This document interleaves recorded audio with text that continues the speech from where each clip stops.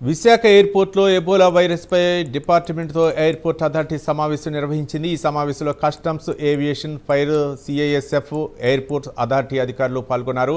ప్రయాణికులు ఎవరూ ఆందోళన చెందాల్సిన అవసరం లేదని చెప్పారు ఇన్ఛార్జ్ డైరెక్టర్ ఏపీడీఎన్ పురుషోత్తం. విదేశాల నుంచి వచ్చే ప్రయాణికులకు ఎయిర్పోర్ట్లో టెస్టులు నిర్వహిస్తున్నామని తెలిపారు. టెస్టులో ఏవైనా వ్యత్యాసం ఉంటే విశాఖలో క్వారంటైన్, ఐసోలేషన్కు పంపేందుకు అన్ని ఏర్పాట్లు చేశామని వెల్లడించారు. ఇప్పటి వరకు విశాఖలో ఎటువంటి కేసులు నమోదు కాలేదని తెలిపారు. ఎబోలా వైరస్ అవుట్బ్రేక్ సంబంధించి కొన్ని ప్రికాషనరీ మెజర్స్ తీసుకోవడం జరిగింది. మనకి ఇక్కడ విశాఖపట్నం ఎయిర్పోర్ట్కి సింగపూర్ ఎయిర్లైన్స్ ఒకటే ఇంటర్నేషనల్ ఫ్లైట్ ప్రస్తుతం ఆపరేట్ అవుతుంది.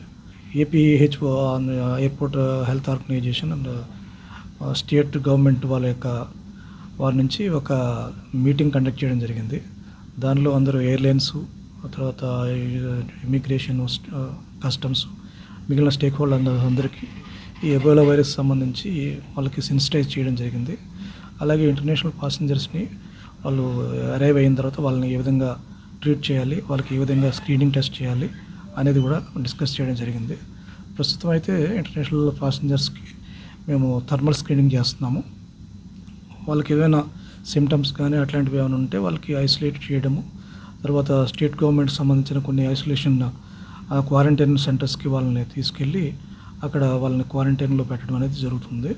ప్రస్తుతానికైతే అటువంటి మనము కంగారు పడాల్సింది కానీ అటువంటి సివియర్ సిచ్యువేషన్ అయితే ఇక్కడ లేదు.